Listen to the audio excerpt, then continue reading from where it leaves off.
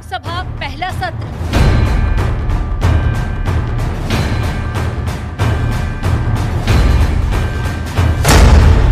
Speaker का चुनाव, सदन में दिखेगा तनाव। नरेंद्र मोदी का जो कॉन्सेप्ट था उसको ऑपोजिशन ने डिमोलिश कर दिया, खत्म कर दिया। मतलब जो बिग नरेंद्र मोदी जी की जो इमेज थी उसको फाड़ दिया। बहुत मजबूत ऑपोजिशन है, तो काफी मतलब इंटरेस्टिंग समय है। विपक्ष की अगुवाई, मुद्दों पर लड़ाई। 18वीं लोकसभा में ऑपोजिशन बहुत मजबूती से उभरा है। 234 सीटें हैं और ये जाहिर है, स्पष्ट हो रहा है कि वो सरकार को आड़े हाथ लेगा ही लेगा। हंगामा तो सदन में बहुत सालों से होता रहा है, पर इस बार हंगामे की संभावनाएं और भी बढ़ गई हैं। नए सदस्यों की शपथ, सदन का अग्निपथ। देखिए, परंपरा क्या है, ट्रेडिशन, कन्वेंशन क्या कहता है कि सबसे वरिष्ठ सांसद को स्पीकर प्रोटेम नियुक्त किया जाता है। तो ये अच्छा संकेत नहीं देता। ये टकराव, पंगा ले रहे हैं पहले दिन से। जून को प्रधानमंत्री मोदी के शपथ ग्रहण के साथ ही 18वीं लोकसभा का कामकाज तो शुरू हो गया, लेकिन अब 18वीं लोकसभा के पहले सत्र की शुरुआत का वक्त है। प्रोटेम स्पीकर भर्तृहरि महताब नए सांसदों को शपथ दिलाएंगे और अगले 10 दिनों के अंदर 8 अहम बैठकें भी होंगी।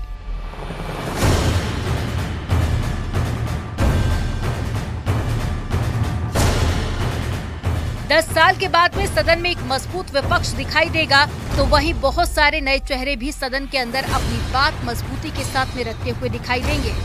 स्पीकर और डिप्टी स्पीकर के चुनाव में दमखम आजमाइश की संभावना बन सकती है, तो वहीं सत्र के दौरान कई मुद्दों को लेकर गर्मा गर्मी की आशंका भी प्रबल दिखाई दे रही है। साफ है कि 18वीं लोकसभा का पहला सत्र काफी दिलचस्प रहने वाला है।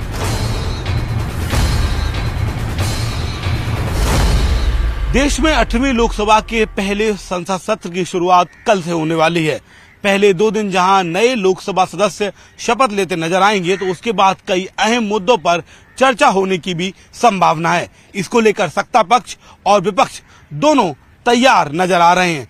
इस बार संख्या बल भी ज्यादा है, ऐसे में मुकाबला दिलचस्प होता नजर आएगा।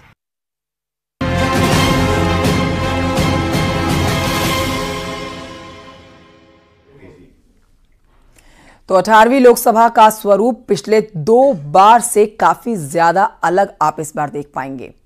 अब देखिए, इस बार विपक्ष भी मजबूत है और कई नए चेहरे समय आप सदन में इस वक्त देखेंगे जो अंदर अब इस समय नजर आने वाले हैं, जो कि समाज के मुद्दे और अपनी राजनीतिक विचारधारा के साथ बोलते हुए दिखाई देंगे। 18वीं लोकसभा का पहला सत्र शुरू होने जा रहा है और सबसे पहला मुकाबला स्पीकर के चुनाव को लेकर होता दिखाई देगा। नीट समेत कई मुद्दे ऐसे हैं जिन्हें लेकर सदन में घमासान तय है। आज व्यक्ति विशेष में 18वीं लोकसभा का पहला सत्र क्या कुछ खास होगा, विस्तार से जानिए।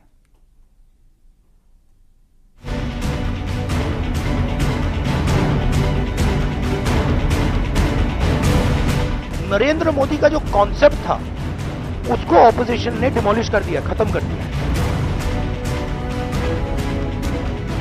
मोदी सरकार तीसरी बार दुनिया के सबसे बड़े लोकतंत्र की अगुवाई कर रही है।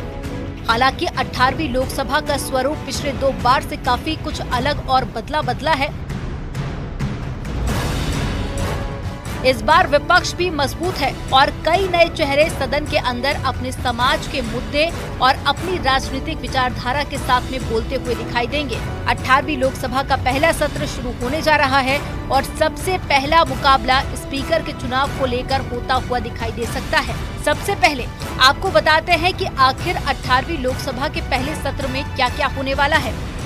18वीं लोकसभा का पहला सत्र 24 जून से 3 जुलाई तक 10 दिन में 8 बैठकें होंगी। 24-25 जून को नए सांसदों की शपथ होगी। 26 जून लोकसभा स्पीकर का चुनाव। 27 जून राष्ट्रपति का अभिभाषण। 28 जून पीएम मोदी मंत्रिमंडल का परिचय देंगे। 1 से 3 जुलाई राष्ट्रपति के अभिभाषण पर चर्चा। सत्र में पहले प्रोटेम स्पीकर नए लोकसभा सदस्यों को शपथ दिलाएंगे और उसके बाद 10 दिनों के अंदर 8 अहम बैठकें होने वाली हैं। बीते 10 सालों में पहली बार विपक्ष सदन में इतना मजबूत है तो निश्चित तौर पर मुकाबला दिलचस्प नजर आ रहा है। कई नए लोकसभा सदस्य चुनाव जीत कर आए हैं और मजबूती से सदन में अपनी बात रखते नजर आएंगे, तो वहीं स्पीकर और डिप्टी स्पीकर के चुनाव में भी दमखम की पूरी संभावना है, क्योंकि संकेतों से साफ है कि कई मुद्दों पर सत्ता पक्ष और विपक्ष की टकरार भी देखने को मिलेगी। सत्र के दौरान संसद के अंदर जो सबसे पहला मुकाबला संभव है वो स्पीकर के चुनाव को लेकर हो सकता है। हालांकि सरकार का पक्ष मजबूत है, लेकिन विपक्ष अड़चने पैदा कर सकता है। 17 और 18 जून को रक्षा मंत्री राजनाथ सिंह के घर मंत्रियों की बैठक हुई। इसमें लोकसभा स्पीकर को लेकर भी चर्चा हुई। बीजेपी चाहती है कि स्पीकर उनकी पार्टी का हो। बीजेपी ओम बिरला को दूसरी बार स्पीकर बना सकती है। राजस्थान के कोटा से सांसद बिरला पिछली बार भी लोकसभा अध्यक्ष थे। बीजेपी के सहयोगी दल जेडीयू और टीडीपी के बीच में स्पीकर पद को लेकर मांग उठी थी। बाद में जेडीयू ने घोषणा कर दी कि वो बीजेपी के किसी भी फैसले का समर्थन करेगी। टीडीपी ने एनडीए उम्मीदवार की वकालत की है, यानी अभी खुलकर कुछ भी कहने से परहेज किया है।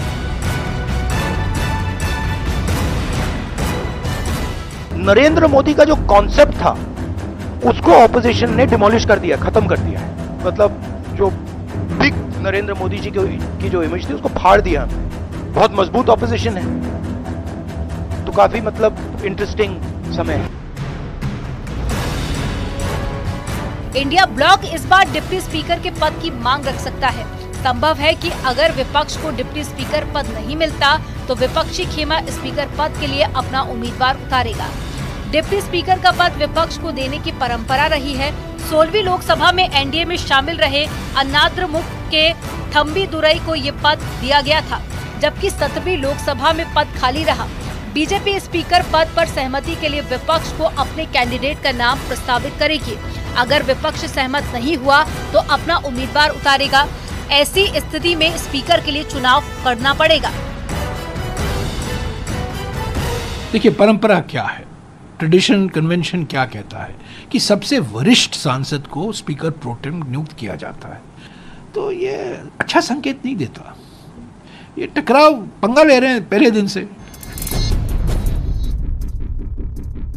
10 साल बाद कांग्रेस को नेता प्रतिपक्ष की कुर्सी मिलने जा रही है। इस बार 18वीं लोकसभा में नेता प्रतिपक्ष भी होगा और पिछले 10 साल से लोकसभा में नेता प्रतिपक्ष का पद खाली है, क्योंकि 2014 के बाद से किसी भी विपक्षी दल के 54 सांसद नहीं जीते और मावलंकर नियम के तहत में नेता प्रतिपक्ष बनने के लिए लोकसभा की कुल संख्या 543 का 10% यानी कि 54 सांसद होना जरूरी है। 16वीं लोकसभा में मल्लिकार्जुन खड़गे 44 सांसदों वाले कांग्रेस संसदीय दल के नेता थे, लेकिन उन्हें नेता प्रतिपक्ष का दर्जा नहीं था। 17वीं लोकसभा में 52 सांसदों की अगुवाई अधीर रंजन चौधरी ने की थी। उन्हें भी कैबिनेट जैसा अधिकार नहीं था। 18वीं लोकसभा में ऑपोजिशन बहुत मजबूती से उभरा है। 234 सीटें हैं और ये जाहिर है, स्पष्ट हो रहा है कि वो सरकार को आड़े हाथ लेगा ही लेगा। हंगामा तो सदन में बहुत सालों से होता रहा है, पर इस बार हंगामे की संभावनाएं और भी बढ़ गई हैं। हालांकि इस बार कांग्रेस 100 सांसदों के साथ में सदन में पहुंची है, तो साफ है कि कांग्रेस नेता प्रतिपक्ष का अधिकार हासिल कर चुकी है। सदन के नेता यानी कि पीएम के बराबर ही नेता प्रतिपक्ष को तरजीह मिलती है। चुनाव आयुक्तों की नियुक्ति करने वाली कमेटी में भी उन्हें शामिल किया जाता है, जिसकी अध्यक्षता प्रधानमंत्री करते हैं। यानी कि कई अहम मुद्दों को लेकर नेता प्रतिपक्ष बेहद अहम शख्सियत होता है। माना जा रहा है कि राहुल गांधी नेता प्रतिपक्ष की जिम्मेदारी सदन में संभाल सकते हैं।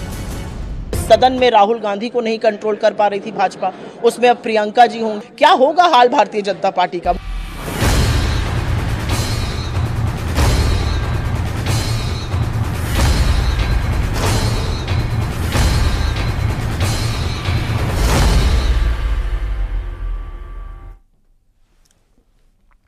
तो पिछले 10 सालों से एनडीए बेहद मजबूती के साथ जीत दर्ज कर रही है, लोकसभा में हावी रही है।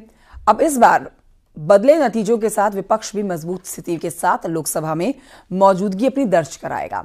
इस सत्र के दौरान उत्तर प्रदेश बेहद दिलचस्प भूमिका निभाने जा रहा है। उत्तर प्रदेश से यादव परिवार का पंच लोकसभा में दिखाई देगा, तो वहीं चंद्रशेखर जैसे एक नए नेता उभरकर सामने आएंगे। देश के प्रधानमंत्री नरेंद्र मोदी ने वाराणसी लोकसभा सीट से करीब 1.5 लाख वोटों से जीत दर्ज की है।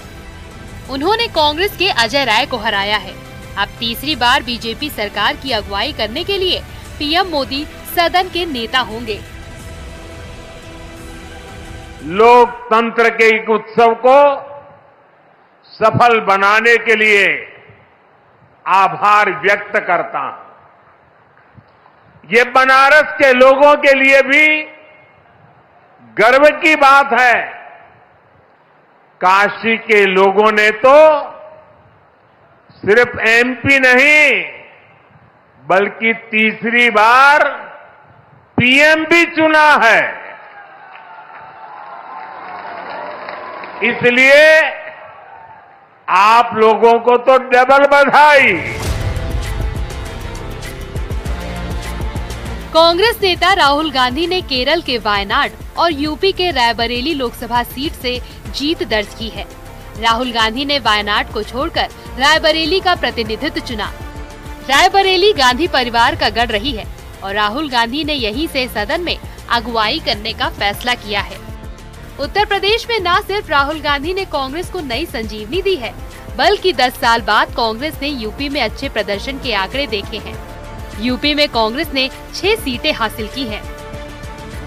यूपी से बीजेपी के 62 सांसद मौजूद हुआ करते थे, लेकिन अब यह संख्या घटकर 33 पर जा पहुंची है। संजीव बालियान, स्मृति ईरानी, भानु प्रताप वर्मा, अजय मिश्रा टेनी, साध्वी निरंजन ज्योति, कौशल किशोर और महनाथ पांडे, ये वो चेहरे हैं जो केंद्रीय मंत्री हुआ करते थे अभी तक, लेकिन अब लोकसभा के इस बार के सदन से ये नदारद रहेंगे। तो सैफई परिवार के 5 सदस्य एक साथ दिखाई देंगे: अखिलेश यादव, धर्मेंद्र, अक्षय, आदित्य यादव और डिंपल यादव। समाजवादी पार्टी के 37 सांसदों संग मिलकर कांग्रेस के 6 सांसद भी ताल ठोकेंगे संसद में, जो यूपी से ये जीते हुए हैं सांसद कांग्रेस के। बीएसपी नदारद रहेगी, तो नगीना के सांसद और भीम आर्मी के गांधी परिवार पार्लियामेंट में होगा, 2 सदस्य लोकसभा में, 1 सदस्य राज्यसभा में होंगे। और गांधी परिवार के 2 सदस्यों के मुकाबले अभी प्रियंका चुन के आ जाएंगी वायनाड से, इस बात की पूरी संभावना है। तो राहुल और प्रियंका होंगे। दूसरी तरफ अखिलेश यादव, उनकी पत्नी और उनके चचेरे भाई और सब पूरे 5 लोग इनकी तरफ से, समाजवादी पार्टी की तरफ से होंगे। चंद्रशेखर आज़ाद जो नगीना से जीते हैं, आज़ाद समाज पार्टी से, वो चूँकि नए हैं, उनको अपनी परफॉर्मेंस इसलिए दिखानी है कि उनको अपनी पार्टी का विस्तार भी इसी में नज़र आता है। ऐसे ही कई और महत्वपूर्ण बातें हैं जो उत्तर प्रदेश से इस बार लोकसभा में देखने को मिलेगी। पुराने चेहरे नहीं होंगे। डिंपल यादव मैनपुरी से चुनाव जीतकर एक बार फिर लोकसभा में पहुंची हैं। डिंपल यादव न सिर्फ महिलाओं से जुड़े मुद्दों को लेकर विपक्ष की आवाज बनेंगी, बल्कि समाजवादी पार्टी जिस ताकतवर अंदाज में सदन में पहुंची है, उसे लेकर डिंपल अखिलेश यादव के साथ अगुवाई करती दिखेंगी। बदायूं से जीतकर लोकसभा पहुंचे आदित्य यादव शिवपाल यादव के बेटे हैं और अखिलेश यादव के भाई लगते हैं। पहली बार सदन का सदस्य बनकर पहुंचना आदित्य यादव के लिए नया अनुभव होगा, लेकिन चुनावी फाइट में जैसे उन्होंने अप्रत्याशित जीत दर्ज की है, उससे साफ है कि वो इस जिम्मेदारी को बखूबी निभा लेंगे। किशोरी लाल शर्मा 18वीं लोकसभा के चर्चित चेहरों में से एक। अमेठी में बड़ी जीत दर्ज करने वाले किशोरी लाल शर्मा कांग्रेस के वरिष्ठ नेता हैं, तो साथ ही वो बीजेपी सरकार में केंद्रीय मंत्री और कद्दावर नेता स्मृति ईरानी को हराकर संसद पहुंचे हैं।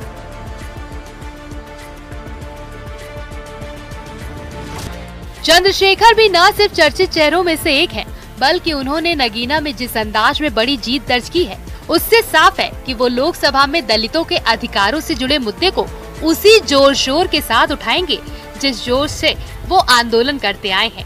चंद्रशेखर सदन में काफी चर्चित नेता साबित हो सकते हैं। इकरा हसन कैराना से जीतकर आई युवा सांसद है। समाजवादी पार्टी से जीत दर्ज करने वाली इकरा हसन महज 27 साल की है और विदेश से पढ़कर आई हैं। साफ है कि वो विकासवादी राजनीति और समाज के मुद्दों को सदन के पटल पर रखने में दिलचस्पी दिखाएंगी। इकरा हसन नए दौर के युवा नेताओं में अहम साबित हो सकती हैं। Bureau report, news 18।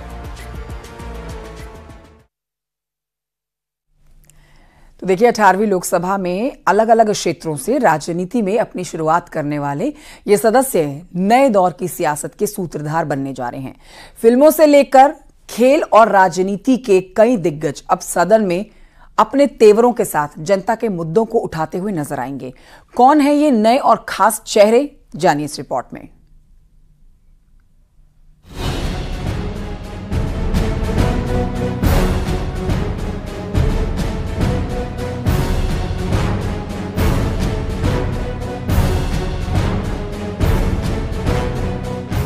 अठारहवीं लोकसभा में कई नए चेहरे हैं। अलग अलग क्षेत्रों से राजनीति में अपनी शुरुआत करने वाले ये सदस्य नए दौर की सियासत के सूत्रधार बनने जा रहे हैं।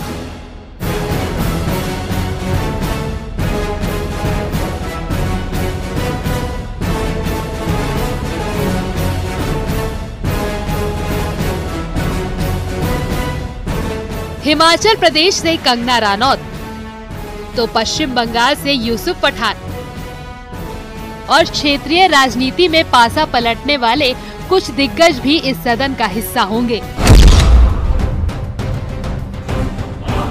अयोध्या में राम मंदिर बनने के बाद हर किसी की नजर फैजाबाद लोकसभा सीट पर थी, लेकिन यहां बड़ा फेरबदल करते हुए एसपी के अवधेश प्रसाद ने मजबूत जीत हासिल की।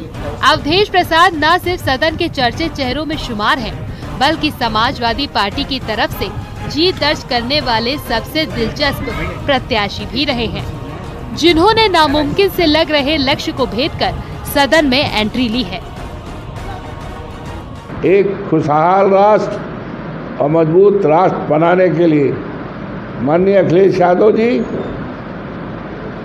और माननीय राहुल जी और देश के तमाम हमारे नेताओं ने गठबंधन करके देश को संकट से बचाने के लिए, बाबा साहब भीमराव अम्बेडकर के संविधान को बचाने के लिए, आरक्षण को बचाने के लिए और खुशहाल हिंदुस्तान बनाने के लिए इंडिया गठबंधन किया है, जिसका नतीजा अच्छा आया है। एक छोटे से ब्रेक के लिए यहाँ रुकना होगा, कहीं मत जाइए, जल्द लौट रहे हैं।